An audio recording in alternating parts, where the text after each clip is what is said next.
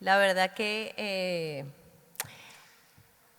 darles la bienvenida a este último día de fiesta, los sobrevivientes de estos 4 días, de la cena, fiesta de anoche también de fiesta.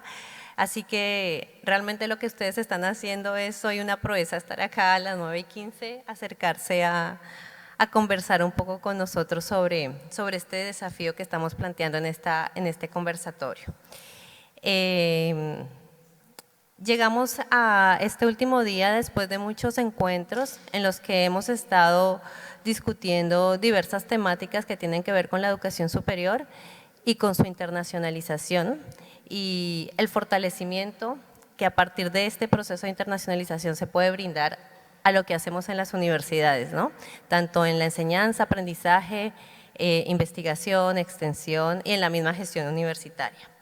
El día de hoy, este conversatorio que habíamos pensado tenerlo en lo que era Fiesa 2020 y que, bueno, la pandemia nos postergó, pero la temática sigue siendo vigente y de importancia para conversar entre distintos roles, ¿no? Autoridades académicas, docentes, gestores, estudiantes. Y aunque somos pocos, estamos representados estos distintos roles en este momento, en este salón.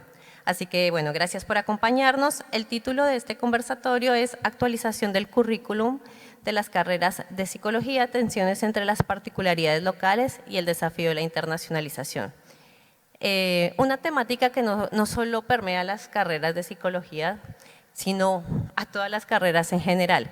Particularmente pensamos en hablar de esta área disciplinar porque hay como un mito para quienes gestionamos el tema de la internacionalización, de que resulta difícil, desafiante, introducir el tema de la internacionalización en ámbitos que vienen desde las ciencias humanas, sociales e incluso de la salud. Pero la realidad es que esto no es más que un mito. La realidad es que en la práctica notamos que esto, al contrario, se multiplica, genera más riqueza de aprendizaje académico e intercultural. Entonces, la invitación el día de hoy es a conversar. Tenemos 2 invitados que son autoridades académicas. Bueno, en primer lugar nos acompaña Enrico. Enrico es decano de la Facultad de Psicología de la Universidad de la República de Uruguay.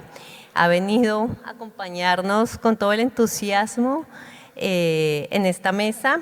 Él también es coordinador del área de Ciencias de la Salud de UDELAR y es magíster en Psicología Social, habiendo cursado en su totalidad en la primera corte de la Facultad de Psicología en la Universidad Nacional de Mar del Plata, Argentina, obteniendo su título en la Facultad de Psicología en la UDELAR. O sea que tiene una vinculación histórica también con nuestra casa. Es investigador sobre memoria colectiva, historia reciente, transgeneracionalidad y producción de subjetividad. Y bueno, nos acompaña Juan Pablo Isel, es el decano de la Facultad de Psicología de la Universidad Nacional de Mar del Plata, licenciado en Psicología, profesor titular de la asignatura Epistemología General de esta facultad y es integrante del grupo de investigación Ética, Lenguaje y Epistemología.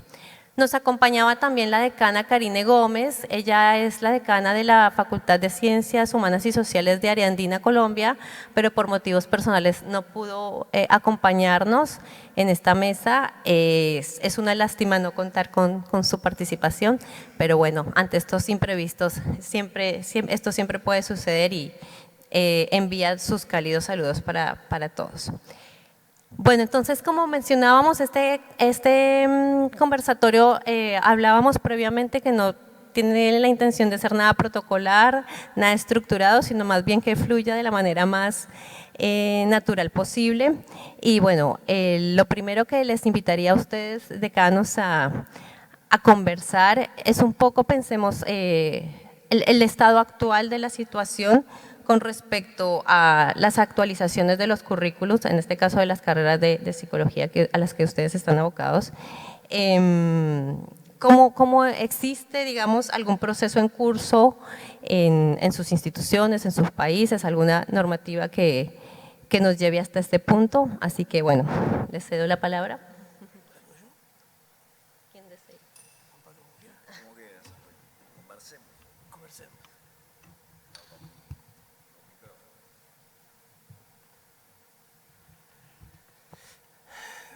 Bueno, vamos a contarle la verdad. Ayer estuvimos almorzando y yo le hice algunas preguntas a ustedes.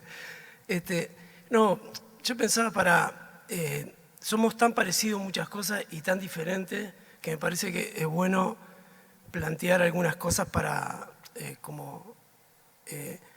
entender algunas cosas que hicimos en Uruguay, algunos errores que cometimos y algunas cosas que parece que funcionan bien. El contexto es el siguiente, que un poco yo le comentaba a Juan Pablo y a Margarita. Hay un periodo en Uruguay que se suceden algunas cosas, ¿no? Hay un cambio de gobierno, gana el Frente Amplio en el 2005, nosotros tenemos un salto en el presupuesto para la educación del 2,3 al 4,5. Eso significa que la universidad participa en ese 4,5. El primer año de ejecución no pudimos gastar el presupuesto universitario porque la organización de la universidad durante décadas de una práctica política neoliberal nos llevó a que el instrumento administrativo y nuestras propias proyecciones no permitían gastar el presupuesto aportado. Fue como una cuestión muy paradojal. Y en ese periodo se produce la elección de Rodrigo Arocena, rector de la universidad, que ingresa con un proyecto transformador que se le denominó Segunda Reforma, porque en 1958 nosotros tenemos la obtención de la ley orgánica, muy similar a nuestra historia en común, de Córdoba para acá, digamos, y se produce la elección de un decano, Luis Leopold, que coincide en el proceso reformista, y ahí es cuando nosotros se producen varios cambios juntos del 2007 en adelante. Es decir, las condiciones de posibilidad para proponer cambios eran muy buenas. Por supuesto que nos equivocamos y también tuvimos algunos aciertos. En ese contexto es que en el 2013 finalmente se aprueba el plan de estudios que tenemos, que tiene algunas posibilidades, no sé si la planteo ahora o empezamos a pipocar, como dicen los brasileros. Ese plan que era fruto de viejísimas discusiones, yo fui consejero estudiantil del primer consejo provisorio de la salida de la intervención de la dictadura. Entonces desde ahí recuerdo incluso el primer año ya estábamos discutiendo un plan de estudio que fue todo un trayecto de experiencias diversas. Tuvimos un plan enseguida a la salida de la dictadura y nos transformamos, no voy a hacer el cuento largo, pero nos transformamos de dos estructuras a una que llamó Instituto Asimilado a Facultad, después en el 94 Facultad de Psicología, y en todo ese periodo fuimos discutiendo planes de estudio. El plan de 2013, las ventajas que yo creo tienen es su flexibilidad, tiene una extrema flexibilidad. Lo que quiero decir con flexibilidad es que nosotros tenemos tres sectores, digamos, en el plan: un ciclo inicial de 2 semestres, un ciclo integral de 4 semestres y un ciclo de graduación de 2 semestres. Ese es nuestro plan. Y está cruzado por unidades curriculares básicas, obligatorias, y seminarios, practicantados, residentados, etcétera, etcétera. En las unidades curriculares obligatorias, según las condiciones históricas, sociales y la lectura de la demanda, sus contenidos, hasta sus nombres, pueden cambiar radicalmente. Ejemplo de esto es la cuestión de género. Esta problemática que a todos nos atraviesa con experiencias diferentes en el conocer y decir, nosotros en este momento ha sido integrada el estudio de género y la investigación en la currícula sin tener que modificar nada del plan. Es decir, no son seminarios perlados en el correr de la carrera, sino que en la estructura básica obligatoria para la obtención del título tenemos que trabajar, por ejemplo, género. Salud mental es otro de los elementos. Nosotros hace relativamente poco que se ha aprobado la ley de salud mental, que ahora estamos teniendo problemas muy serios en este periodo de gobierno, porque su concepción de la salud mental es muy conservadora.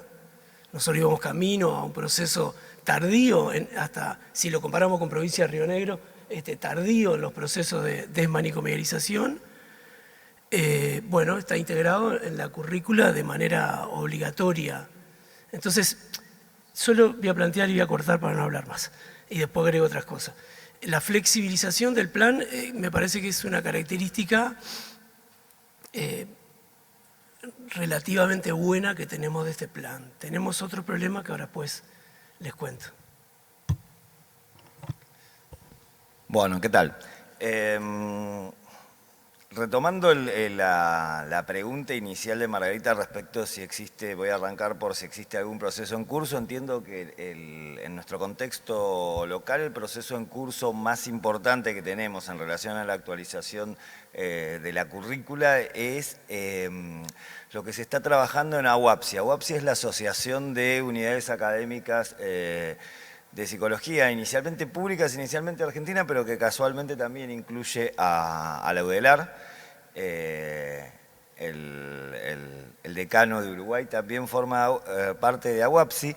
Y esto lo menciono porque, como él decía, es verdad que tenemos muchas cuestiones en común, pero una de las cosas que se discute y que más acaloradamente, digamos, en AUAPSI, tiene que ver con algo que no tenemos en común y que ahí la UDELAR pierde algo de interés cuando discutimos sobre esto, que es el tema de que nosotros tenemos que acreditar nuestras carreras. El sistema en Argentina, eso es diferente en Uruguay. La Ley de Educación Superior ubica la carrera de Psicología en su llamado artículo 43, que son aquellas carreras que tienen la potencialidad de tener algún tipo de peligrosidad sobre la población. Para estas carreras se establece un régimen especial, le confiere unas determinadas actividades reservadas que solo pueden realizar aquellos que posean, digamos, esa titulación. Y a partir de la formulación de determinados estándares, existe una entidad que se llama CONEAU que acredita que las carreras posean, digamos, en cumplimiento esos estándares y a partir de ahí le da la validez nacional a la titulación en cuestión. En este momento en AUAPSI se están discutiendo estos estándares de acreditación que van a ser propuestos al Ministerio. Es el Ministerio de Educación que finalmente le va a dar, esperemos, forma de norma a estos estándares. Nosotros a la hora, tenemos para empezar esa limitación, a la hora de redactar un plan de estudios, nuestro plan de estudios debería como mínimo tener en cuenta esos estándares comunes a todas las carreras de psicología del país. Además de eso, a nivel de la facultad, lo que sucede, por lo menos en la Facultad de Psicología, yo entiendo que es algo más general, cuando recién se abre una carrera es bastante fácil diseñar una currícula sobre el papel porque no tiene que tomar tanto en cuenta algunas estructuras preexistentes que tienen que ver con lugares laborales, con estructuras de cátedra que cuando se van consolidando con el tiempo, ni que hablar con el mucho tiempo, después no es tan fácil hacer modificaciones sustanciales en la currícula, porque eso implica movimientos que no son solamente de actualización teórica, sino tiene que ver con cambiar las formas de las personas de trabajar y muchas veces esto es bastante más complejo. En el caso de nuestro plan de estudios esencialmente, el plan en realidad es del 2010, digamos su resolución ministerial es del 2010. En el 2010 se hicieron algunas modificaciones poco sustanciales. La base del plan es el denominado Plan 89, que entiendo yo fue redactado en el 86.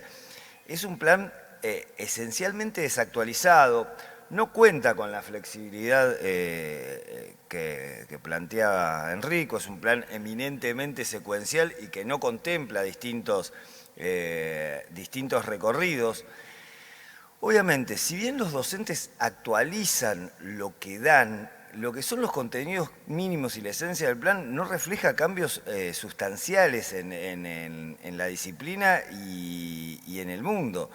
Por ejemplo, La sanción de la ley de salud mental en la Argentina representó en nuestro cambio disciplinar un cambio de paradigma. Eso no figura en nuestro plan, porque nuestro plan fue esencialmente construido muchísimo antes.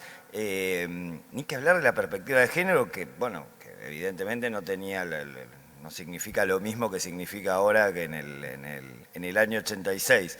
Desde la facultad consideramos que es imprescindible impulsar una transformación curricular. Estamos trabajando en eso y la verdad que viene muy bien y en esto también celebro la verdad la existencia de la posibilidad del FIESE y la posibilidad de intercambiar con otras culturas académicas, porque realmente es muy interesante abrir la cabeza, porque cuando uno se pasa mucho tiempo en una institución le parece que las cosas se hacen de una determinada manera y que no hay otra manera de hacerlas. Y sin embargo, la verdad, lo que parece es que hay muchísimas maneras de hacerla. En algunas uno puede considerar que como las hacemos está bien, y en otras no. Uno puede aprender que la verdad que se hace mucho mejor al otro lado y copiar en el buen sentido que está bien, extrapolar experiencias, ¿no? que la verdad que son positivas. Bueno, muchísimas gracias, decanos, por este primer panorama, digamos, del tema. Y el escenario se pone aún más interesante, más rico, más condimentado, diría yo, al pensar que estamos hablando de un escenario que no es solo local, sino que también está un escenario internacional que nos va dando nuevas demandas, nuevas oportunidades y nuevos desafíos, pensando en que estamos también en un contexto que cambia rápidamente, hiperconectado, interconectado y que por supuesto nos exige como personas, pero también como comunidad académica, nuevos desafíos y nuevas demandas. En este contexto, justamente quiero invitarles a reflexionar qué oportunidades justamente ven y qué desafíos ven para la actualización del currículum.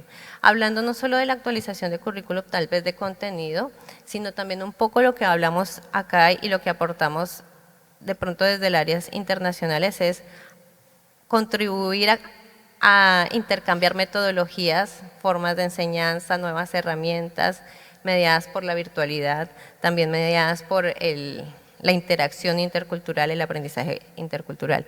Entonces, ¿qué oportunidades y qué desafíos ven en este contexto que actualmente estamos atravesando justamente para la actualización de los currículos? Bueno, alguna cosa para no dejar supuestos, ¿no? En Uruguay existe una universidad pública de la República. No existen varias universidades, compuesta por varias facultades de distintas disciplinas. Hay una sola facultad de psicología y es recién el último decreto del último dictador creó la Universidad Católica privada. En un país donde la tradición nuestra es la educación laica y gratuita. Laica no solo por la secularización de la Iglesia y la religión respecto al Estado, sino laica en la posibilidad de expresión de diferentes concepciones filosóficas, etcétera, etcétera, ¿no? Políticas también. Digo porque ahí yo creo que hay una cuestión bien diferente a Argentina en general, ¿no? y a otros países de América con sus características diferentes, buenas, malas, no importa. Lo que quiero decir que es importante para entender algunas cosas que yo creo que a veces podemos hacer porque hay ciertas condiciones que lo permiten y otras no podemos hacer por esas mismas condiciones. En primer lugar eso. Esa universidad, después aparecen otras universidades, pero el 85% aproximadamente del estudiantado universitario es de la Universidad de la República. La expresión de la formación privada del decreto 308/95, que empieza a reglamentar todas las privadas, es muy baja en su capacidad universitaria, por lo menos hasta ahora. La Universidad de la República, Uruguay es un país, yo soy de Salto, ¿no? Nací en Salto, vivo enfrente de Entre Ríos, Concordia, vivía, hace años que vivo en Montevideo. Hacia el norte existe un departamento más que es Artigas. Si nosotros recorremos, Artigas tiene 700 kilómetros, Montevideo, Salto 500, es como venir de Buenos Aires a Mar del Plata. Digo, ese es también el contexto geográfico para entender las cosas que se pueden hacer y no, ¿no? Es como otras condiciones, es como una provincia de Buenos Aires en el recorrido de alguna manera, ¿no? Tenemos 160.000 estudiantes en la Universidad de la República. Eso significa, en el contexto latinoamericano, es bastante grande en la población que tiene. El 80% de la producción de conocimiento en el Uruguay lo realiza la Universidad de la República. Eso tiene que ver con las discusiones después presupuestales. En la pandemia, algo que nadie de nosotros lo tenía en los cálculos ni estaba preparado, y sufrimos y tenemos efectos que podemos discutirlo después, y aprendimos enormemente, la Universidad de la República jugó un papel clave. No solo clave porque la inmensa o la totalidad de los profesionales son egresados de la Universidad de la República, para decir enfermería, medicina, psicología, sino que la universidad conformó, participó, lo que fue un asesor del gobierno respecto a las medidas que se tomaron en la pandemia, que funcionó bastante bien. Facultad de Psicología en este momento tiene 15.000 estudiantes reales, más que circulan, ¿no? Estamos entre las 5 primeras facultades en la cantidad de estudiantes y entre las últimas 5 en presupuesto en la Universidad de la República. O sea, los presupuestos históricos con respecto a otras disciplinas, llamémoslas científicas, exactas, no humanas, aparentemente según esa vieja clasificación en decadencia. Entonces, la relación, estamos en el medio, salimos de un conflicto universitario en la rendición de cuentas, la relación docente-estudiante en la universidad es de un docente cada 6 estudiantes. En psicología es un docente cada 60 estudiantes.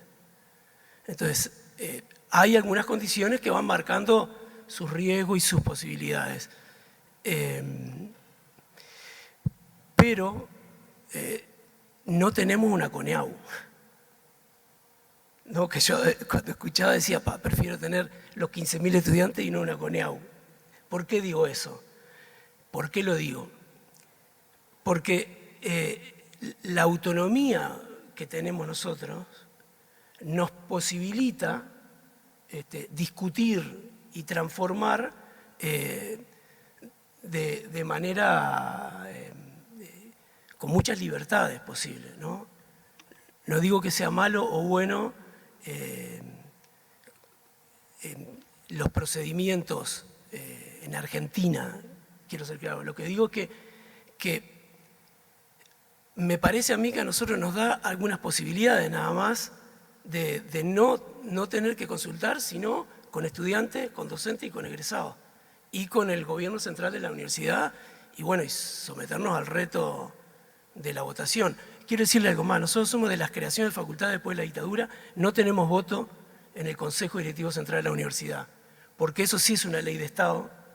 Históricamente la universidad tiene miedo de que ingrese al Parlamento la ley orgánica 1958 y terminemos con una transformación regresiva de los espacios de autonomía y cogobierno. Eso significa para nosotros como Facultad de Psicología tener voz, mucha voz, pero no tener voto a la hora de resolver en el Consejo Directivo Central. Después, así dijo Juan Pablo. Bueno, entonces respecto de qué oportunidades y desafíos, básicamente lo que me pasa cuando lo escucho a Enrico es que veo lo tomo como referencia en relación a, yo pienso inicialmente en la integración regional. La verdad lo que vemos son en algunas cuestiones sistemas bastante diferentes y hay cosas muy diferentes a como son en nuestra realidad local.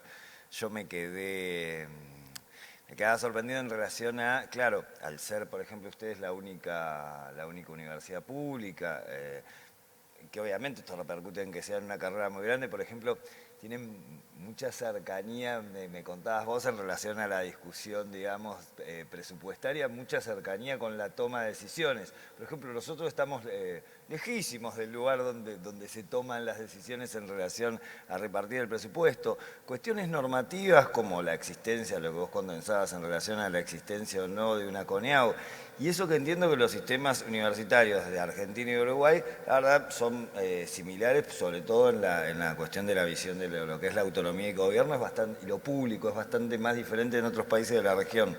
Sin embargo, también es verdad que hay muchas similitudes. Entiendo que hay similitudes en relación a nivel regional, inclusive, a lo que es el rol social de la universidad. Hay similitudes, por ejemplo, nosotros también sentimos que nuestra carrera, disciplinarmente, es menos atendida presupuestariamente que otras y que eso tiene que ver con una cuestión disciplinar y no de cantidad de alumnos, ni de volumen de producción de conocimiento. Esto sería una problemática común.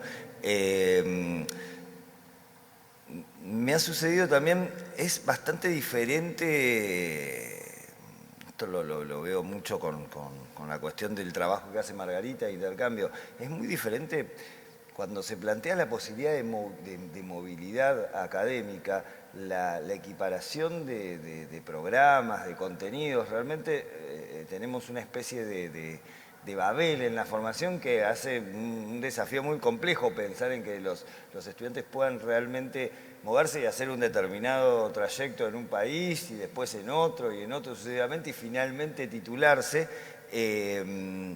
Tal vez uno de los grandes desafíos es trabajar en algún tipo de normativa o de estándares comunes. Yo la verdad lo veo fructífero, pero reconozco que lejano, pero sí pienso que la integración en relación a enfrentar algunas problemáticas comunes y tener una visión respecto de que la universidad tiene una visión común respecto del papel que tiene la universidad enfrentando ese tipo de problemáticas, sí me parece una potencialidad interesante.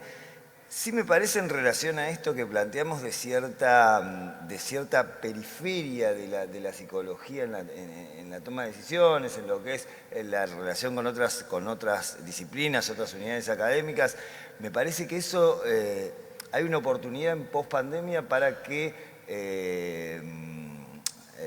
el hecho de que se esté poniendo la salud mental en la centralidad, me parece que puede atender a que trabajemos juntos para solucionar esto que yo considero un déficit. Me parece que es un déficit inclusive epistemológico no valorar que una disciplina como la psicología o un aspecto como la salud mental pueden tener un lugar central. Me parece que tampoco es casual, sino que es ideológico, es una forma de ver la academia e inclusive el mundo, el hecho de que se nos ubique en esta periferia. A mí me parece que la internacionalización sí es una oportunidad y puede constituir una sinergia para trabajar, por ejemplo, estos puntos. Bueno, perfecto. Un poco entonces, pensando en estas oportunidades y desafíos, mientras los escuchaba también pensaba en las oportunidades y desafíos que desde, digamos, mi ámbito, mi área, se pueden brindar justamente a áreas disciplinares como la psicología. Y sin duda alguna, como tú comentabas, Juan Pablo, que la pandemia puso en relevancia en la agenda local, regional, el tema de salud mental. Para las áreas internacionales la pandemia fue un desafío porque está el estigma de que internacionalización es igual a movilidad, que no es eso, y que quienes trabajamos en el área de internacionalización tratamos de cambiar esa idea, y la pandemia justamente al principio pareciera que nos cerró puertas, pero la realidad es que nos abrió muchas más puertas, sobre todo a instituciones como las nuestras, que por ahí no tienen un área de internacionalización central y digamos, de unidad académica tan institucionalizada, y nos abrió puertas a través de la virtualidad y nos permitió justamente hacer conexiones internacionales a través de la virtualidad y amigarnos con estrategias, metodologías de enseñanza y de aprendizaje internacionales e innovadoras. Conectarnos a un costo mínimo, nada más que a través de las voluntades y los intereses académicos. Entonces, como que los vínculos empezaron a exponenciarse y entramos en otro ámbito que para nosotros es importante, que es ir más allá de las movilidades, sino influenciar o enriquecer realmente los currículos académicos, tal vez no tanto desde los contenidos, porque por ejemplo en el área disciplinar de la psicología, lo hablo con todo el respeto porque no soy psicóloga, pero lo que yo he podido entender es un área con una importante diversidad de contenidos teórica y una profunda y continua discusión epistemológica que permea e influye los currículos o los perfiles académicos de las carreras, ¿cierto? Y que digamos que esto está muy permeado por el contexto local o la dinámica histórica de la carrera, ¿sí? Y viene el área de internacionalización, y en ese sentido quería preguntarles a ustedes cuáles consideran que son los aportes que las estrategias o las actividades de internacionalización brindan justamente para la actualización de los currículums de las carreras. Y si, no sé, si quieren comentar de pronto alguna experiencia, alguna actividad que se ha implementado justamente en sus unidades académicas en este sentido, también está abierta la invitación.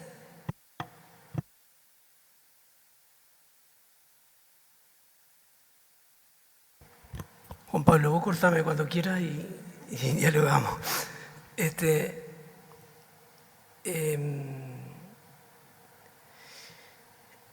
Nuestro plan, hay 4 características, me parece que está bueno plantearlo para entender lo que voy a decir. Por un lado, yo le planteaba la flexibilidad, que nosotros podemos modificar contenidos básicos de la carrera según periodos históricos de la lectura de la demanda social existente. En este caso hablábamos de género y salud mental. También trabajamos, como creo que trabajan ustedes, con trayectorias. Esto es casi una mentirilla, ¿no? Porque debido a la cantidad de estudiantes que tenemos nosotros, no hay una opción total de los estudiantes de hacer una trayectoria según los intereses de él. No hay cupos. Entonces, una buena idea, para ser sinceros, queda obturado en algunos casos. O sea, el estudiante puede ir haciendo una elección, cursa las estructurales básicas, pero después puede ir haciendo un recorrido según los perfiles que su propio deseo y formación lo van perfilando.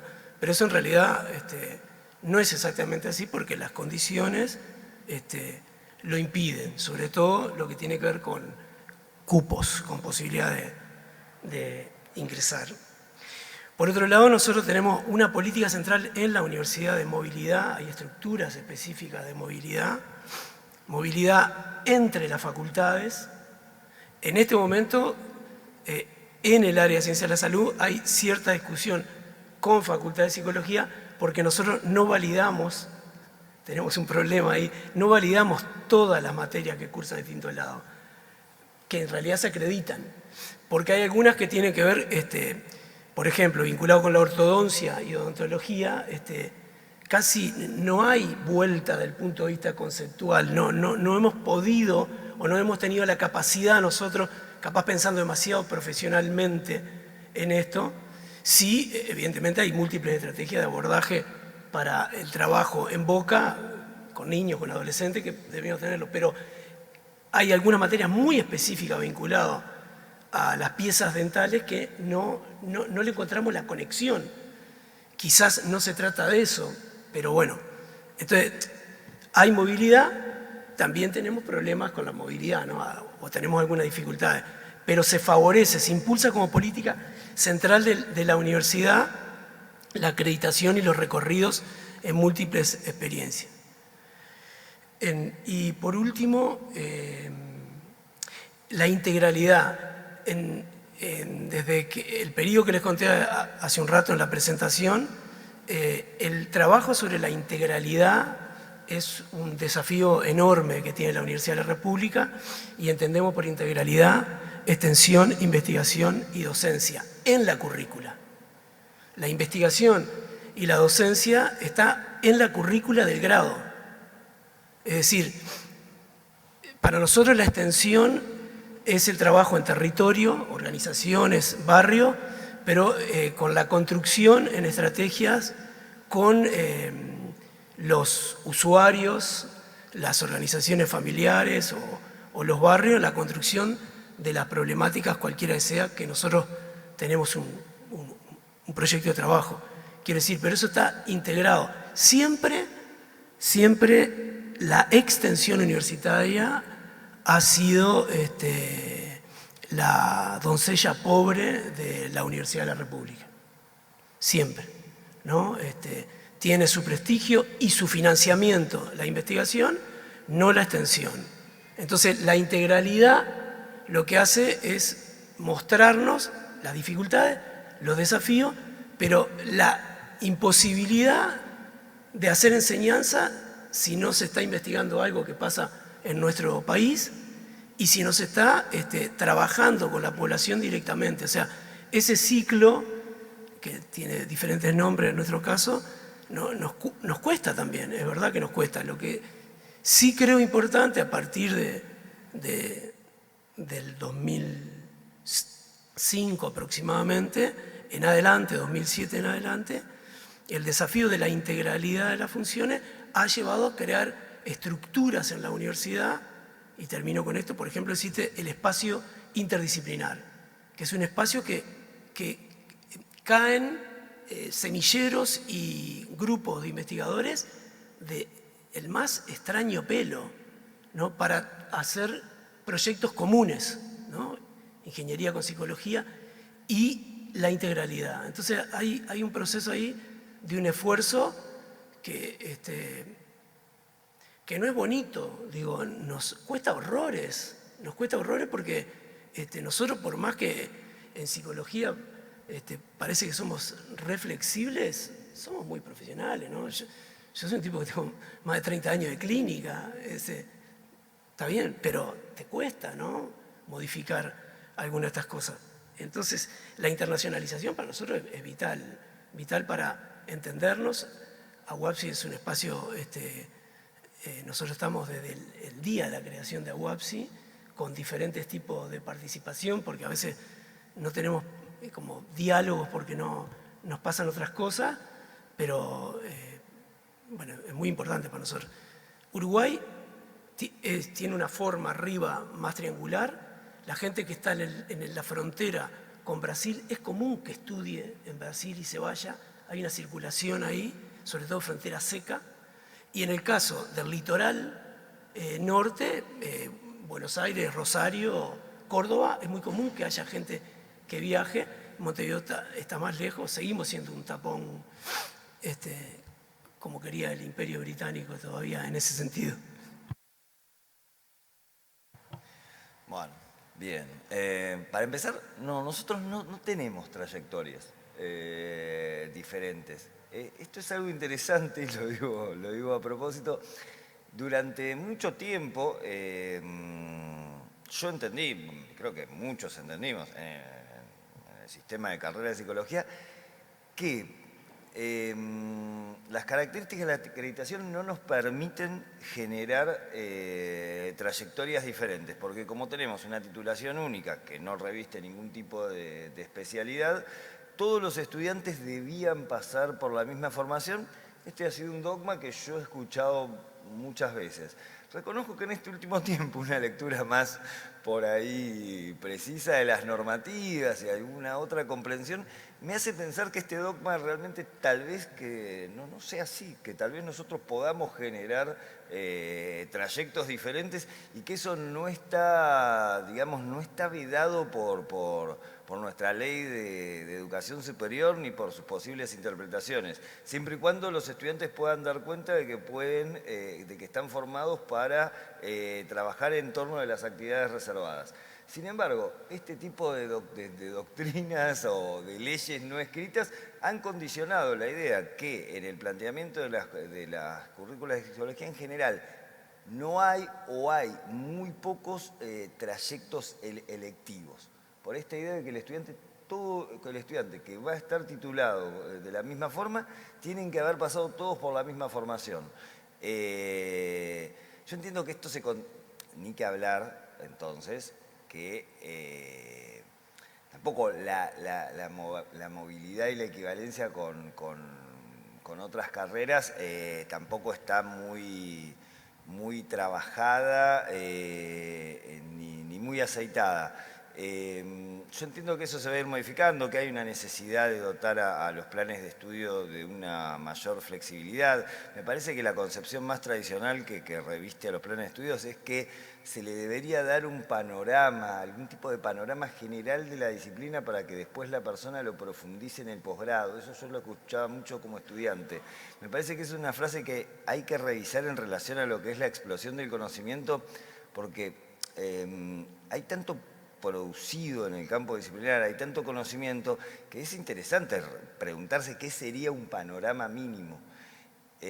Porque por ahí, por ese lado, no parece el lado más fructífero. Para ahí más fructífero parece la cuestión de adquisición de habilidades o capacidades relacionadas con la adquisición del conocimiento, porque es tan vasto y tan enorme el conocimiento que hay y que se produce, que nunca estás ni cerca nunca es lo mínimo nunca es suficiente, como nunca es suficiente. Si vos le preguntás a cada asignatura tampoco considera que está dando lo mínimo de su microcampo disciplinar. Y así sucesivamente, porque bueno, pero esto tiene que ver con conceptualizar el conocimiento de otra manera y entender también la vastedad. Respecto concreto, estoy tratando, Margarita, no sé si te das cuenta, de responder a las consignas que has planteado, de ser obediente a eso, espero que lo valores. Respecto de la cuestión en relación a me interesa plantear esto, que lo había pensado en relación a la consigna que vos planteás.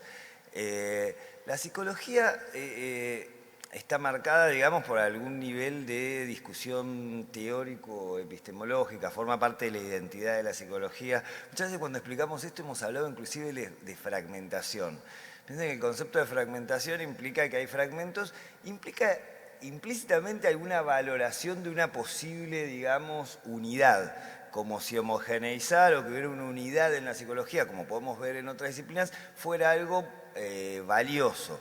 Sin embargo, hay otra manera de pensarlo, que es, en lugar de hablar de fragmentación, podemos hablar de diversidad. Acá corremos un poco el eje de valor y la diversidad parece justamente valorar las diferencias y entenderlas como una potencialidad. Ahora esta es una manera mucho más sana, me parece, de conceptualizar nuestra disciplina.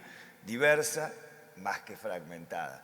Me parece que en ese sentido la internacionalización y sobre todo el reconocimiento no de la diversidad cultural nos da un ejemplo, porque así también es como pensamos la diversidad cultural. No pensamos que habría que homogeneizar a todas las culturas y convertirlas en una sola cultura, y eso de alguna manera nos podría hacer pedagogía de cómo podemos pensar no la disciplina, no pensar que por ahí lo deseable sería una unidad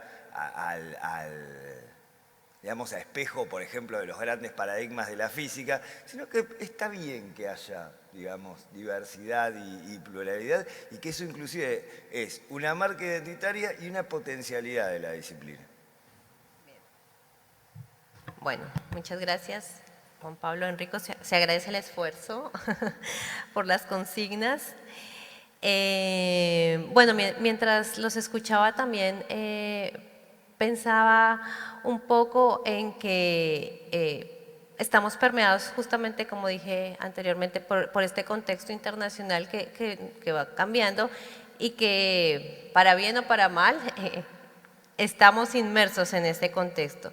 Y ese mismo contexto va planteando nuevas demandas para los perfiles de los futuros y futuras graduados y graduadas, ¿sí?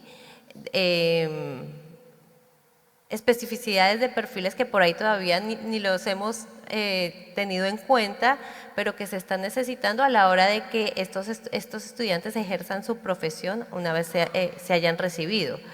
Y tú hablabas un tema que era el tema de las habilidades y las competencias.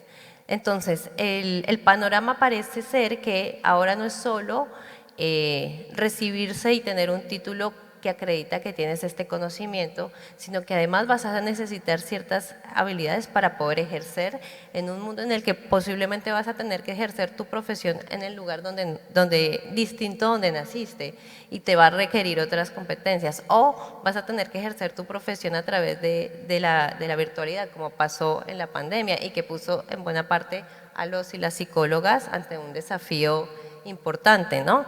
Entonces, no podemos desconocer estas cuestiones que el contexto nos viene como requiriendo, y tenemos que de alguna forma ir dando respuesta en la medida de lo posible, porque no es posible atender todo a estas demandas. Y yo pienso que en ese punto la internacionalización brinda una posibilidad de poner en contacto a otredades, a personas de distintas culturas que están estudiando la misma carrera o tal vez otra, a interactuar y ver qué surge en esa interacción, ¿no? Entonces, pensar un poco también en el aprendizaje desde lo intercultural. Y en este sentido, me gustaría preguntarles, ¿ustedes qué nuevas características piensan que tendrá o que debería tener el perfil del graduado o la graduada en psicología de acuerdo a estos cambios globales que están sucediendo? Si se les ocurre pensar en algo hacia donde se debería ir ese perfil. Voy a empezar con una anécdota. Hace unos años, cuando yo ingreso al decanato, firmamos un convenio con una universidad de Maryland. Entonces nos decían quienes estaban representándola, qué importante era que estudiantes con otra cultura, con otra formación, estudiaran en la Universidad de la República. Ah, sí. ¿Por qué? Sí, porque lo que les pasa a ellos en realidad es que van a una clase y después de la clase sus compañeros le dicen, vamos a tomar una al bar, y se van a algún bar de la zona, ¿no? Yo sé, nosotros estamos en calle Tristán Narvaja, una feria histórica, característica, como una feria que hay en muchos lados, feria de las pulgas, ¿no? Que se venden cosas muy heterogéneas, pero con un peso cultural muy importante. Y ese lugar es una especie de calle corriente donde hay mucha librería, ¿no? Más chiquita, pero hay 12 librerías en poquitas cuadras. Y hay muchos bares. Entonces van a tomar los estudiantes y están en el bar y de repente aparece una profesora o un profesor a tomar una cerveza. Entonces un estudiante dice, profesora, lo que usted decía de Hegel no estamos de acuerdo porque... Y ahí se producía una discusión. Estos estudiantes extranjeros no podían creer que sucediera eso en un bar. Entonces nos decían estos representantes que para ellos entendían, que es algo que compartimos, me parece, con Argentina mucho, esa cultura de lo universitario, ¿no? Del diálogo, del debate, del gremio, de la marcha, del bar, del baile. Bueno, esa cuestión, ese entorno que no es solo lo que pasa en el aula y no es solo lo que pasa con un plan de estudio, sino que tiene que ver cómo se generan algunas condiciones posibles para nosotros producir algún tipo de pensamiento interesante, crítico, ¿no? Entonces, a mí me hizo pensar mucho eso, porque es como la vida cotidiana nuestra, pero no la podíamos ver porque como la tenés, o tenés esa práctica, y yo personalmente aprendí muchísimas cosas en mi formación de psicólogo en la cantina del centro de estudiantes, porque estando en los primeros años me encontraba con lo de los años más avanzados y leía cosas que yo nunca iba a leer. Entonces, quiero plantear en primera instancia esto, ¿no? Me parece que hay algo también de la formación, que es la currícula, y hay otras cosas de cómo ustedes, por ejemplo, tienen un campus muy lindo, nosotros no lo tenemos. Tienen un campus muy lindo que por lo menos cuando yo venía a estudiar acá, eran los espacios donde se picaban, no sé cómo se dirá acá, se producían a mucha intensidad discusiones. Y esas discusiones objetivamente te llevan a buscar en la bibliografía qué era lo que estaba planteando y se producía como un extratexto del texto que para mí me parece que es muy dinámico. Respecto a la profesionalización,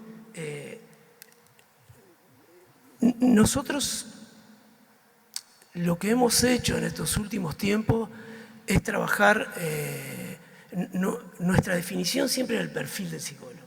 Y el perfil del psicólogo estaba absolutamente capturado por 2 o 3 modelos. Y uno de ellos, sin lugar a duda, era el clínico, ¿no?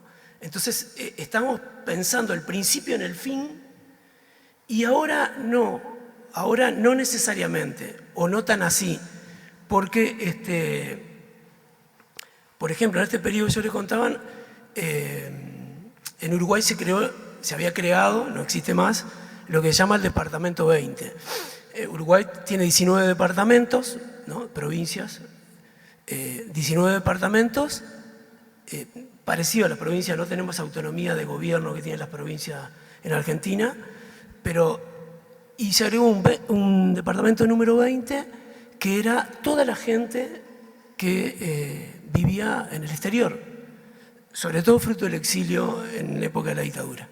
Y lo que hicimos en psicología fue crear un departamento 20 y salir a recorrer en el mundo donde estaban los universitarios y tratar de tener en la universidad y en Facultad de Psicología algunos planes atractivos que les permitiera a alguna gente que se fue a estudiar por problemas políticos, por problemas sociales o por problemas exclusivamente académicos después de la dictadura, algunos elementos que les resulte atractivo retornar a Uruguay, ¿no? Recuperar nosotros parte de una formación importante. Y eso obviamente era casa, comida, transporte, sueldo, ¿no? Era un combo. Y ahí aparece una línea muy fuerte vinculada a la dedicación total, y hubo un gran retorno. Ese retorno trajo cosas muy buenas y tensiones, porque entraron también otras concepciones y las reglas de juego en el debate nuestro de diferentes corrientes y demás se transformó. Entonces, la cuestión de la internacionalización y la cuestión el perfil y de la currícula ha sido querido y a veces ha sido en los hechos generador de modificaciones. Una cosa más que me estoy olvidando.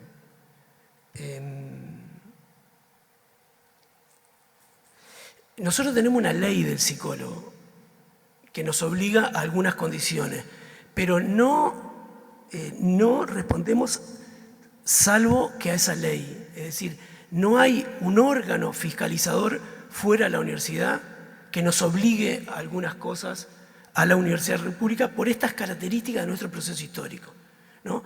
Vos te podés registrar en el Ministerio de Salud Pública, sobre todo si vas a trabajar en esa órbita, pero no tenés otros tipos de registro y obligaciones. Tenemos una carencia muy grande, no tenemos un colegio de psicólogos, es decir, aquellos que, por ejemplo, puedan evaluar o hacer reciclar en nuevos procesos de aprendizaje a gente egresada durante muchos años. Para mí es una carencia, no tenemos una colegiatura. Y el perfil, básicamente, que hemos definido es un perfil muy genérico. Nuestro plan habilita el ejercicio profesional, tiene un título genérico y sobre todo nuestro esfuerzo en los últimos años ha sido más por el lado de la investigación y la extensión. O sea, la creencia que tenemos resuelta la formación, me parece. y se desarrolla esto. Y después una conexión muy fuerte que hemos podido lograr hasta ahora con la posgraduación. O sea, que la posgraduación sea académica, pero a su vez que no sea algo extraño a la profesionalización, ¿no? Entonces tenemos muchas especializaciones, sobre todo que son cursadas por los profesionales, y después la maestría y los doctorados y el doctorado, que es más académico.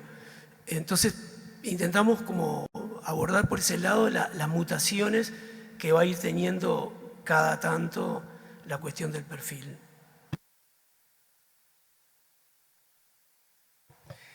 Bien. Ayer cuando Enrico me comentaba esta experiencia de lo que él decía de este departamento 20, yo pensaba acá, le preguntaba más o menos en qué año había sido eso, porque me recuerda que acá también hubo un proceso político de repatriación se lo llamó así, de repatriación de científicos, y lo que se me ocurre pensar en ese sentido, como también mecanismos institucionales distintos y seguramente alguna acción, digamos, política distinta en la cabeza de los actores, de los decisores políticos. Sin embargo, cómo hay siempre una historia común, regional, cómo estamos marcados pues, a grandes rasgos, y es lo que uno ve cuando lee nuestra historia, digamos, latinoamericana, cómo hay oleadas y hay cuestiones que de diferentes maneras nos pasan a todos juntos. Eso me resulta, por verlo en cada pequeña cosa, también me resulta muy interesante cuando uno parece que se le está ocurriendo a uno, que pasan casi azarosamente estas cosas. Sin embargo, cuando uno ve el cuadro completo, evidentemente no, esto obedece a procesos históricos y a procesos históricos que son regionales. Y después, tomando lo que contabas de la anécdota de la cantina, que supongo que es lo que acá le llamaríamos comedor, me parece que esa es una experiencia bastante interesante que nos deja la pandemia y la pospandemia. Cuando acá, obviamente, y supongo que en el contexto de ustedes también, se ha discutido mucho en relación al valor, digamos, que se le da a esta enseñanza virtual, a distancia, de emergencia, tecnomediada, o como más o menos le queramos llamar, que no es lo mismo llamarla de diferentes maneras. Hay un amplio abanico de valoraciones que va desde considerar que, bueno, que esto es una cuestión casi utópica, que esto vendría a solucionar casi todos los problemas que tenemos. Del otro lado, una especie de negacionismo maquinoclasta, digamos, que en realidad es una porquería todo lo que tenga que ver con la intermediación de pantallas. Sí, lo que pasó mucho es que cuando se habla de la enseñanza tecnomediada, quienes la critican dicen, bueno, pero se pierde esta cuestión del encuentro en los pasillos, del encuentro en el bar, del encuentro en el patio, del vínculo humano. Lo interesante de pensar es que todos esos mecanismos informales no son promovidos no son directamente promovidos por la institución. Son cuestiones que se dan, digamos, nosotros llamamos a los estudiantes a que nos escuchen en esas clases más o menos clásicas, y todo lo demás se da como, digamos, por añadidura, pero azarosamente. La institución, ahora, ¿no sería una idea interesante pensar que eso era tan importante? Y parece que lo es, que da afiliación institucional, que da identidad, que realmente que colabora con el proceso de aprendizaje, que incorporamos así mejor y más los conocimientos.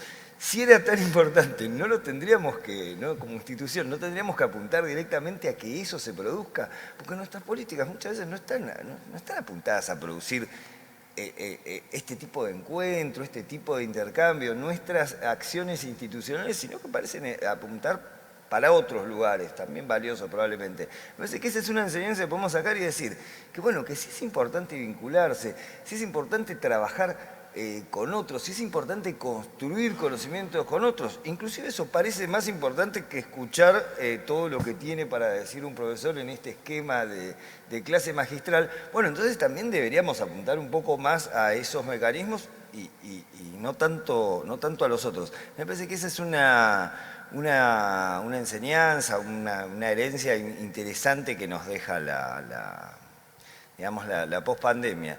Y otra cuestión, bueno, a la pregunta central de Margarita de cómo se va a reconfigurar el perfil, caramba, la verdad no lo sé, estamos como viéndolo, ¿no? Ha habido cambios muy importantes. Lo que pasó, por ejemplo, con la atención psicológica, yo no sé si habrá sido lo mismo. En nuestro campo local, marplatense, yo lo vi en nuestro campo profesional, realmente la atención mediada por tecnología, la atención por videollamada, era muy marginal, inclusive mirada muy críticamente, como algo que no se podía hacer, digamos. De repente no solo que se pudo hacer, sino que fue la actividad profesional que, bueno, por la imposibilidad de hacerlo de otra manera, todos los psicólogos y las psicólogas viraron su actividad clínica hacia digamos, hacia esa modalidad. Y muchos, la verdad, y muchos en gran medida, tanto profesionales como pacientes, continúan prefiriendo esa modalidad. Escucho a profesionales que dicen yo solo atiendo de esta manera, o pacientes que buscan solo ser atendidos de esa manera. Realmente fue una transformación.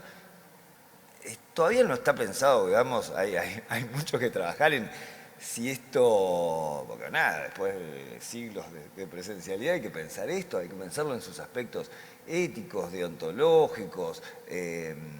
Creo que hay muy poco pensado en relación a qué ha implicado este cambio tan brusco y repentino en una cuestión central de nuestra actividad profesional.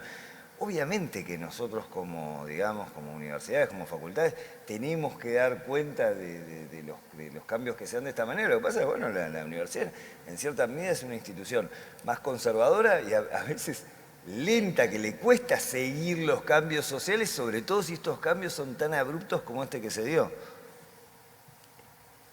Bueno, excelente. Me quedó en la cabeza, no sé cuál de los dos fue el que lo comentó, el tema de la integración regional. Y de pronto, por lo menos desde la Facultad de Psicología, el esquema de internacionalización que tratamos de implementar es un esquema con una fuerte vocación latinoamericana, ¿sí? Obviamente abierto al mundo, pero con un énfasis importante en Latinoamérica, por algo que tú comentaste precisamente, Juan Pablo, y es porque tenemos desafíos comunes, ¿no? Y tenemos también mucha riqueza para brindar al mundo, ¿sí? Y pensaba un poco en la importancia de trabajar en la sensibilidad sobre los desafíos comunes latinoamericanos, pero no solo en estudiantes, sino también en docentes. Porque si hablamos de un perfil de estudiantes que pueda desenvolverse en este contexto actual, tenemos también que hablar del perfil de los docentes, y no se le puede exigir a los estudiantes algo que por ahí tal vez los y las docentes no tienen. Entonces es importante que a través de estas estrategias de internacionalización se permita el reconocimiento de las realidades de países hermanos, cercanos, que seguramente esas realidades son similares, y las formas en que se están abordando esas problemáticas en cada país desde el área disciplinar, y esbozar tal vez respuestas conjuntas en la medida de lo posible o esfuerzos conjuntos. Nosotros acá en psicología, justamente durante la pandemia, participamos en la creación de la Red de Internacionalización de la Psicología Argentina, la RIPA, y la verdad que ha sido un proceso muy enriquecedor, pero que ha permitido encontrar mínimos comunes de interés, como por ejemplo una reflexión muy básica que es la bibliografía, actualización de la bibliografía de los programas con producciones latinoamericanas o locales, por ejemplo. Pone eso en relieve. Entonces, hay como pequeños pasos que se pueden ir haciendo entre la región para explorar conjuntamente, y acá yo quiero llegar al punto final de este encuentro, porque me gustaría después tener algún espacio para preguntas y comentarios, porque además, si bien somos pocos, me alegra que hay personas que están participando que justamente están atravesando alguna actividad de internacionalización, y si quieren comentar algo, me gustaría invitarles. Pero bueno, en esta cuestión de pensar en los desafíos comunes, ¿qué posibles líneas de acción, de trabajo conjunto se visibilizarían o en qué temáticas consideran que se podría pensar entre las dos instituciones y obviamente, ¿por qué no con otras instituciones de la región? Así que, adelante.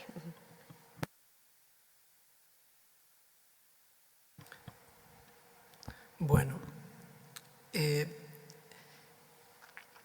lo que hablamos hoy del presupuesto, ¿no? Voy a dar una vuelta, porque vos nos dijiste, háganlo dialogado. Sí.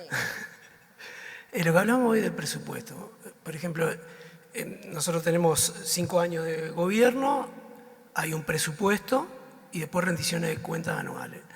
Generalmente la universidad va como delegación y es recibido por la Comisión de Hacienda con presupuesto de diputados y de senadores, donde discutimos. En general hay muchos universitarios, yo ahora por la edad que tengo hay muchos diputados y senadores que fueron compañeros míos en el movimiento estudiantil y algunos en la acera de enfrente del pensamiento teórico, conceptual, ideológico, pero mantenemos esa historia de conversación, todos bailamos candombe, ¿no? Fuimos de el mismo recorrido. Entonces se dan diálogos muy extraños, es realmente muy extraño, porque nos está pasando ahora a muchos, de que terminamos conversando con un diputado, un senador, que a grandes rasgos comparte los planteos de la universidad, porque en general son universitarios, ¿no? Y ahí generalmente es bien recibido la solicitud presupuestal de la Universidad de la República porque está demostrada de muchísimas maneras lo que se les solicita. Como digo una cosa, digo otra, que había un viejo chiste acá en Argentina, un sketch, como digo una cosa también digo la otra. A nosotros nos dieron 160 millones de pesos uruguayos, unos 4 millones de dólares, que es la tercera parte de lo que solicitaba la universidad. La cuestión es, ¿qué haces con la tercera parte? Otra que hacerle un agujero más al cinturón, ¿no? Entonces, si bien hay ese diálogo, tenemos estas dificultades. Cuando fuimos, no en esta rendición de cuentas, en la anterior, integrantes de la coalición de gobierno actual nos plantearon la cuestión del presupuesto asociada a la virtualidad. Y nosotros les demostramos que la virtualidad no era más barata, porque ustedes trabajaban mucho más con Gmail, creo, ¿no? Con Google trabajaron más porque yo me conectaba con Buenos Aires y era... Con Meet, digo, sí. Nosotros intentamos... la Universidad de la República formalmente está ubicada en el Linux libre. Todas las utilizaciones que hacemos nosotros, Linux libre. Yo partidariamente, y no es un error, soy ubuntista a muerte, pero falló el Linux, falló en la conexión. Entonces terminamos contratando Zoom, que en su origen, ustedes se acuerdan lo que pasó con Zoom, ¿no? Tuvo un pico muy alto, una empresa que vendía bicicletas, que se llamaba Zoom también. Después, bueno, pero Zoom cuesta plata, y la universidad invirtió en muchísimas salas muy amplias. Yo ahora no estoy dando más clases de historia de la psicología, pero di durante muchísimos años, era el responsable de ese curso, y tuve el otro año 900 estudiantes, teníamos 5 horarios, yo tuve 900 de los 3.100. En pandemia se disparó el ingreso en Facultad de Psicología. Estábamos los 2.500, 2.700, saltaron a 3.100 y el segundo año 3.200. Y no bajó. Sin pandemia no bajó. En esa sala Zoom, la sala más grande que había que teníamos en ese momento, era para cerca de 1.000, pero ingresaban más estudiantes de los 900 que yo tenía. Entonces armaban en YouTube y en otra más armaban la clase.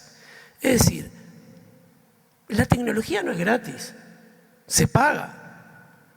Entonces, nosotros hicimos un ahorro muy grande en la Universidad de la República en el periodo de la pandemia respecto a algunos gastos que tenía y se gastaron en Zoom. Pero la paradoja de esto es que a la hora de la discusión del presupuesto nos argumentaban reducir el presupuesto en la universidad porque está todo muy difícil, ¿no? Porque la máxima de la economía es que siempre es escasa y en realidad eso me parece que es algo peligrosísimo para la producción de conocimiento. El tema presupuestal asociado a la virtualidad en este sentido. La virtualidad obviamente vino para quedarse y ahora nosotros sabemos manejar, o por lo menos yo sé manejar cosas que nunca pensé que iba a saberlo. Nos ha proporcionado muchísimas cosas, pero también es cierto que nosotros tenemos una discusión en este momento en Facultad de Psicología respecto al cuerpo, respecto a la distancia entre los cuerpos, respecto al contacto entre los cuerpos, el contacto con la mirada, bueno, todo lo que ustedes saben, y los procesos de aprendizaje, ¿no? La imposibilidad de la sustitución de la creación del espacio de encuentro, ¿no? De los procesos de pensamiento solo con la virtualidad. Sin lugar a dudas, como instrumento lo valoramos enormemente. Hoy en la Universidad de la República se está discutiendo una modalidad tipo una clase magistral muy dura, teórica, conceptualmente, y después encuentros físicos para trabajar con otras velocidades lo que se plantea masivamente. Hay resistencia en Facultad de Psicología, son enormes las resistencias que hay a abandonar el espacio del encuentro físico. Nosotros tuvimos un problema grande con los medios de comunicación porque el gobierno planteó el distanciamiento social y salimos toda Facultad de Psicología durante la pandemia a hablar que lo único que no necesitamos era distancia social, lo que necesitamos era distancia física. Y en la pandemia lo que necesitamos era mucha cercanía social, ¿no? Empezamos un debate más conceptual y tuvimos algunos problemas. Después como que se entendió. Eso en cuanto a nosotros, que somos muchos y se mueven muchos y hay mucha gente en el baño y mucha gente en los salones, sin embargo la virtualidad no tiene una amplísima unanimidad. Es muy utilizada en Facultad de Psicología. La hibridez es un problemón. En vez de necesitar un docente ahora, necesitas dos. Porque la velocidad, el delay, los cuadraditos negros, la gente que no sabe si se fue o está durmiendo, la gente que va a clase desde la cama, los pedidos de la mano, el chat. Es imposible que vos des clase fluidamente y atender esto que tiene otra dinámica. Entonces lo que nos está pasando, en este momento nos está pasando, al rector de la universidad le está pasando esto, porque él da economía, está utilizando, trabajan en parejas. Entonces yo creo que tiene sus ventajas enormes y tiene algunas dificultades que hay que utilizarlas, pero yo creo que es muy bienvenida la virtualidad. Una cosa más que quería plantear respecto a esto. La aprobación en Facultad de Psicología de la Universidad de la República en Uruguay creció enormemente la virtualidad. No tenemos respuesta, tenemos varias interrogantes. Y cuando pasamos a la presencialidad, la aprobación de los cursos descendió. Entonces, no lo sabemos. No sabemos bien, pero algo sucede, ¿no? Capaz el sistema de evaluación, capaz es el acceso, capaz son las comunidades de respuestas a las preguntas que se forman a alta velocidad en grupos de WhatsApp y otras cosas. No lo sabemos, pero y los estudiantes nos están pidiendo muchísimo virtualidad. Y lo otro que nos está pasando es el encuentro con los estudiantes, ¿no? Que es como somos reales, ¿no? Es raro como te hablan, no sos pantalla, no sos plano, ¿no? Entonces, respecto a esto de la virtualidad, yo creo que es lo que puedo decir. En relación a la internacionalización, es impresionante. Yo estuve en plena pandemia haciendo cursos con argentinas y argentinos y en grupos chicos, la verdad que fue impresionante la fluidez que tenía del diálogo, de la conversación, y ver compañeros y docentes míos que hace tiempazo no lo veía, en eso era una cercanía muy rara, ¿no? Porque estabas conversando, en mi caso yo terminaba el consejo de facultad y tenía que ir hasta mi casa, yo no uso más el auto, que queda a 15 cuadras, y iba conectado, caminando, charlando con ellos, en la clase, era muy extraño. Entonces, no sé, Margarita, si capaz puedo después me echar algo. Quiero contarles algo después sobre el tema de género que hablamos, que capaz puede ser interesante.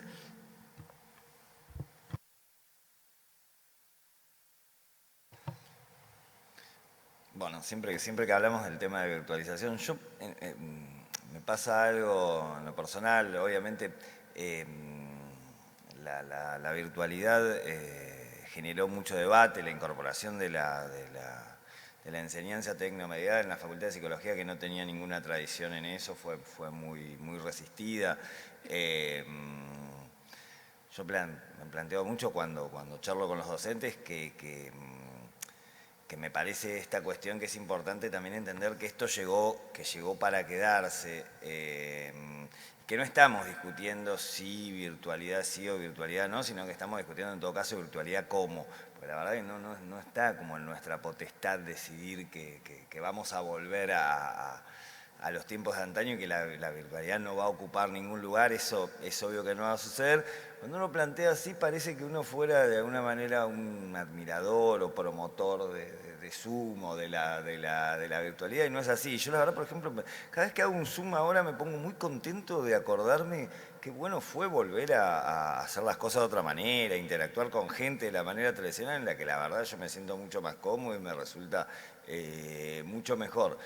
Pero hay que reconocer que si bien hubo una serie interminable de dificultades de todo tipo, también, y esto fue muy visible, muy ostensible, yo en lo particular, yo no sé si alguien lo preveía, yo por lo menos no, y no en nuestro círculo cercano, la virtualidad tuvo un potencial inclusivo muy importante, un montón de gente pudo acceder, digamos, el lema de este FIESA es la educación superior como un derecho humano, y justamente un derecho humano tiene alguna pretensión, ¿no?, de universalidad. Mucha gente realmente pudo acceder a la educación superior, pudo empezar, pudo retomar. Fue realmente notable la gran cantidad de personas que decían, bueno, yo puedo así porque yo tengo este tipo de trabajo y así puedo, y de la otra manera no podía, o yo tengo una persona al cuidado, niños, ancianos, enfermos,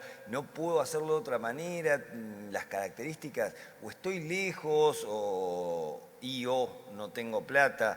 La verdad tuvo un potencial inclusive muy importante que tampoco hay que perder de vista. El impacto, la verdad, es que es paradojal, porque uno no termina de sacar una conclusión, digamos, completa. Es verdad que también de la misma manera, las personas que no tenían o buena conectividad, a nosotros nos pasó obviamente, lo primero que se planteó es, bueno, pero ¿qué van a hacer con esta opción las personas que no tienen conectividad y que no tienen dispositivos? En ese sentido, por ejemplo, yo me acuerdo, nosotros hicimos un relevamiento, una cosa que sucede, que vimos a partir de ese relevante, es que la verdad es que la mayoría de las personas tienen conectividad y tienen dispositivos, la gran mayoría. La cuestión, más bien que pensar en si tenés o no tenés, es qué calidad de conectividad y de dispositivos tenés. Por eso hay un abanico muy diferente. Ahora, no es lo mismo tener un paquete de datos exiguo con alguna conexión Wi-Fi que podés pescar de algún vecino, con un teléfono que te quedó de la herencia de que conseguiste de algo, que tener una notebook de última generación con fibra óptica. Tu experiencia de estudiante va a ser completamente distinta. Ahí también, en eso, bueno, lo que decía Enrico, nuestra posibilidad, porque yo ahí estoy pensando en lo de los estudiantes, nosotros en la facultad tampoco tenemos un equipamiento de primera línea para cumplir esto. Tampoco tenemos una conexión de internet fantástica, ni posibilidad de brindarle a nuestros docentes, digamos, todo eso se fue construyendo y todavía realmente para plantear una educación híbrida exitosa, me parece que nos falta mucho.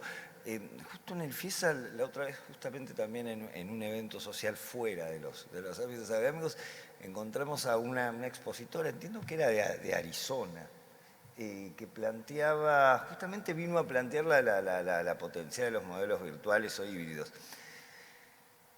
Le asignan prácticamente un tutor a cada estudiante. Los estudiantes hacen un recorrido, hacen una educación completamente virtual, pero claro, con una persona que los está tutoreando, yo no sé, prácticamente uno a uno. Claro, con ese recurso de acompañamiento docente, que es completamente lejano al que nosotros tenemos, también la virtualidad es otra cosa. Nosotros lo que nos pasó es que, bueno, se perdió mucho.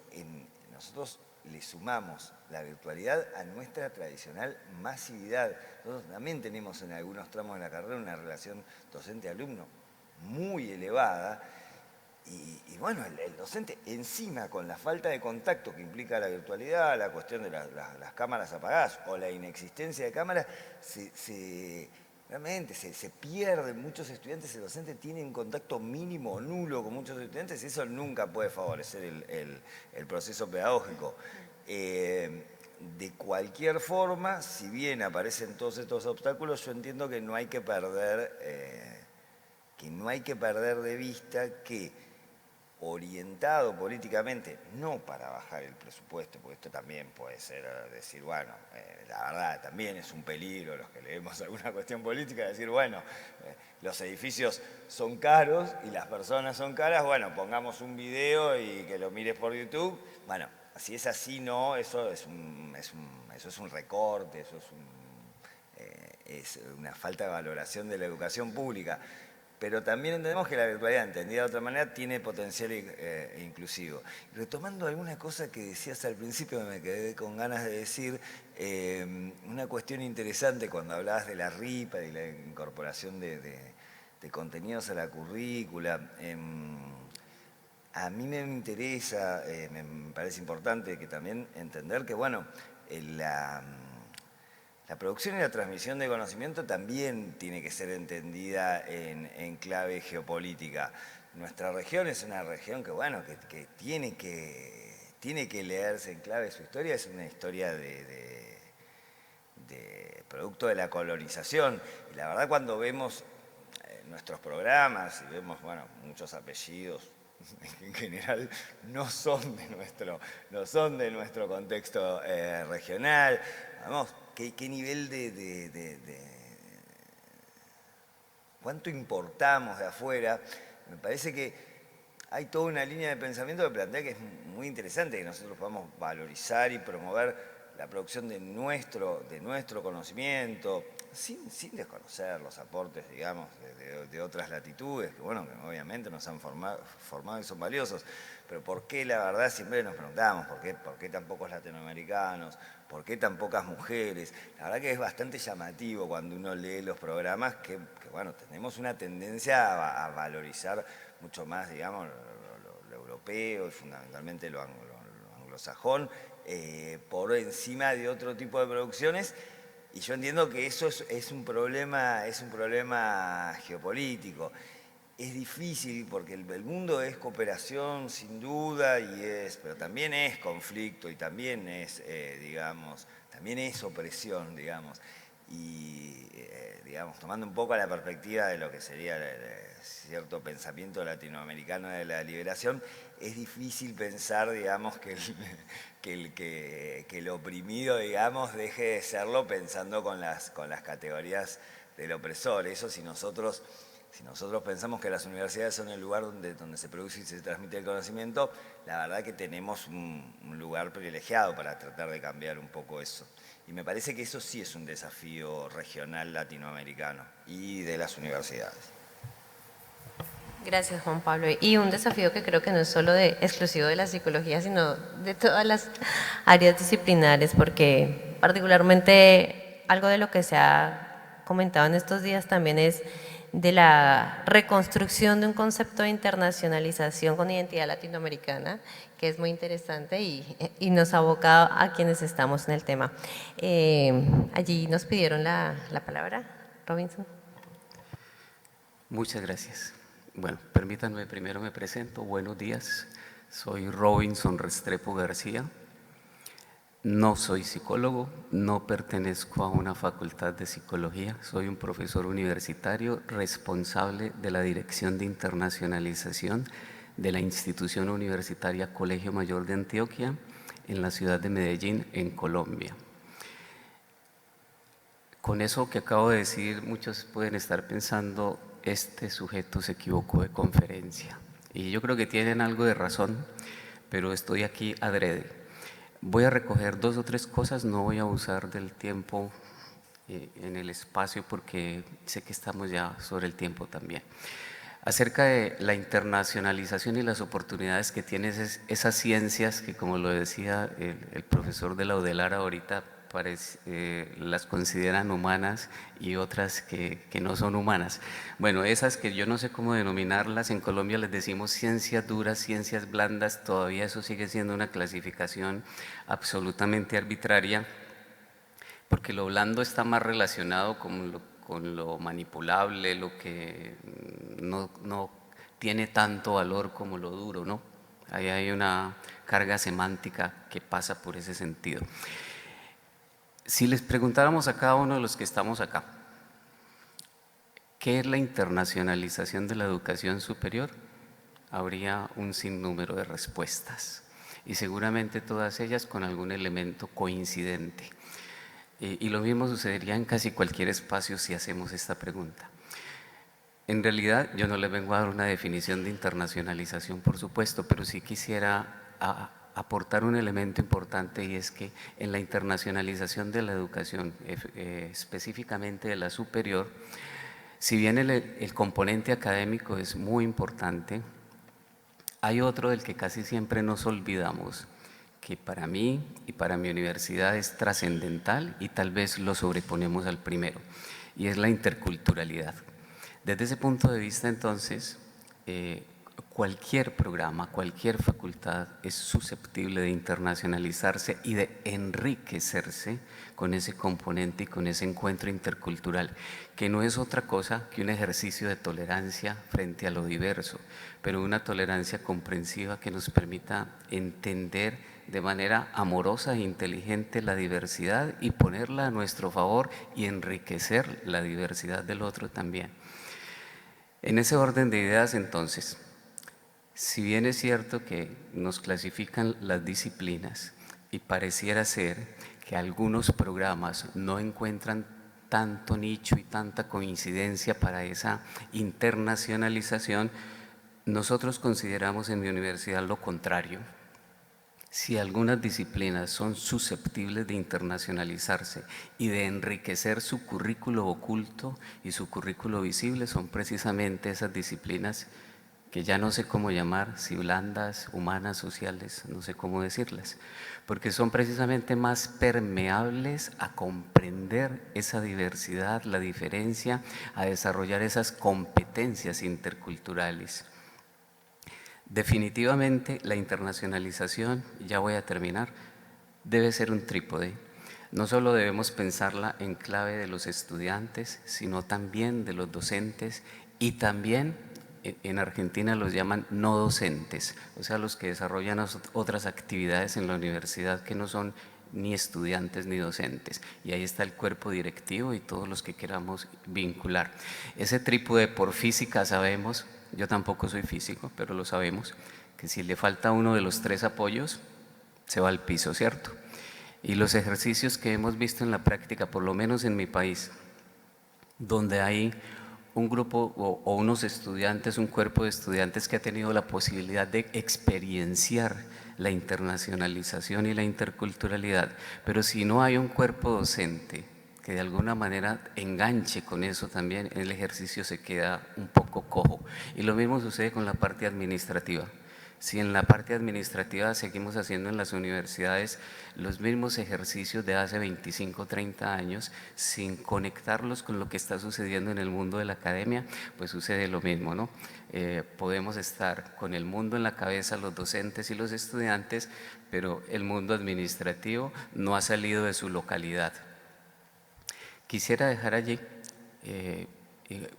con una frase que ayer creo que dijimos en uno de los talleres que realizamos sobre precisamente pensarnos en red, y es que la internacionalización y el trabajo intercultural es un ejercicio de tolerancia, en donde hay que deponer los egos, pero también exacerbar la solidaridad, y la solidaridad entendida no en términos de la lástima, que es un elemento muy cristiano, pero yo no voy a hablar de religión, sino la solidaridad entendida como el compromiso.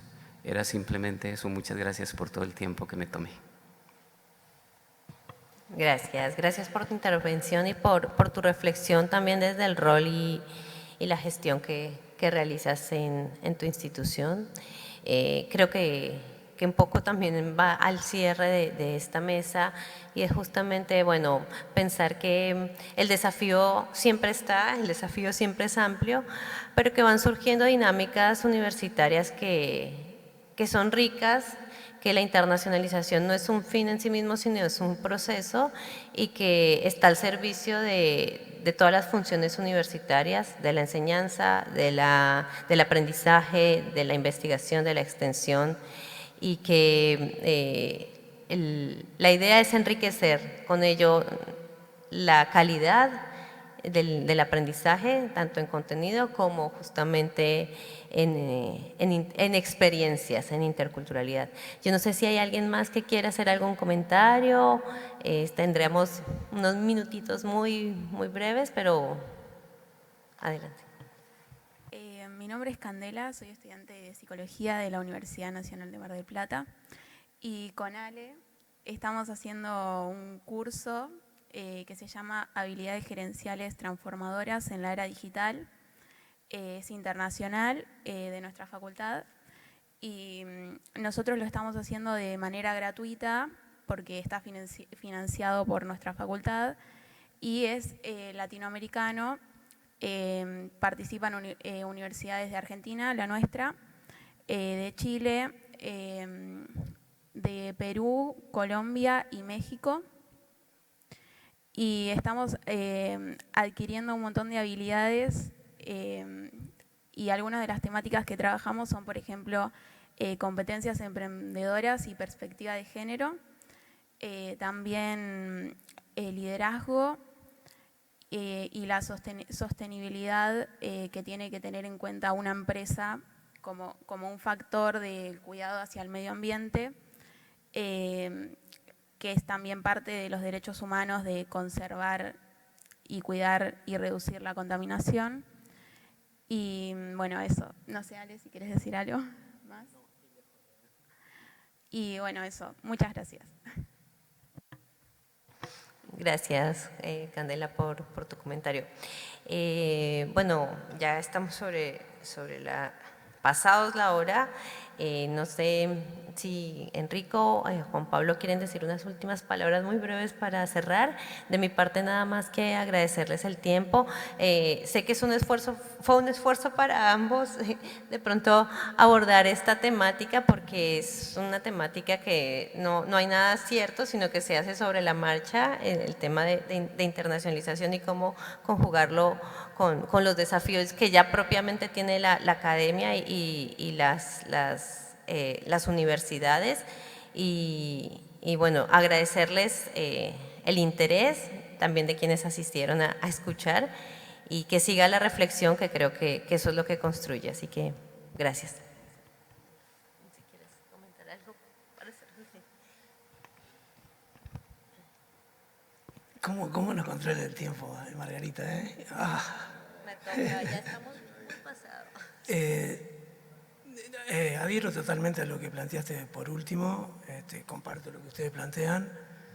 con respecto a Latinoamérica y me quedé pensando en cosas que para contarte, pero nos seguimos viendo en algún lugar con milanesa de sal y conversamos. Bueno, yo les agradezco mucho haber venido a Fiesa.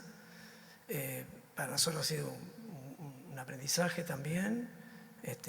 Les contaré después, más adelante, algunas situaciones que tuvimos con esto de la virtualidad y las becas laptops como política en la universidad, y después las instancias de cuidados respecto al género, que ha sido muy positiva en nuestra facultad particularmente y ahora en la universidad. Y bueno, no fue un esfuerzo venir hasta acá, fue un placer, la verdad. Además te quería conocer, Juan Pablo, de verdad, y espero que podamos establecer un vínculo muy formal. Yo le planteé a Juan Pablo cuando comimos que ayer al mediodía, que mi intención ahora era como algo parecido a lo que vos planteabas, formalizar institucionalmente el intercambio. Hasta ahora nosotros tenemos contactos personales que invitan o viajan docentes y de grupos de investigación. Y a mí me parece que tiene que ser, eso tiene que ser, sin lugar a duda, así, pero tiene que haber algunas líneas centrales que nosotros no tenemos, de mayor velocidad y mayor cantidad de intercambio, pero con políticas institucionales, que tengo 4 o 5 líneas planteadas. No es un problema de dinero, fundamentalmente, pero de mayor intercambio, porque nos pasa lo que nos pasa. Se miran y se hacen las mismas cosas, a veces de manera similar y a veces de manera distinta, y a veces es un acto de creación en realidad que no nos dimos cuenta y estaba ahí. Bueno, muchas gracias. Bueno, sí, de mi parte, para empezar, bueno, agradecerles a Margarita y a Enrico la construcción de este espacio, a las personas que vinieron y nos escucharon. Para mí, la verdad, no tampoco fue un esfuerzo considerable, ni siquiera fue un esfuerzo. Me gustó, me sentí cómodo. Para nosotros que trabajamos de esto, a mí la posibilidad de pensar cosas para mejorar la institución me interesa siempre, me sirve. Y la verdad, el intercambio con Enrico fue rico no estoy haciendo un juego de palabras, en ideas y en posibilidades. Nada, me siento que realmente que nos enriquece y que nos va a permitir, además del trabajo que evidentemente vamos a continuar haciendo juntos, que nos permite gestionar y hacer mejor política en nuestras unidades académicas. Así que lo celebro y gracias.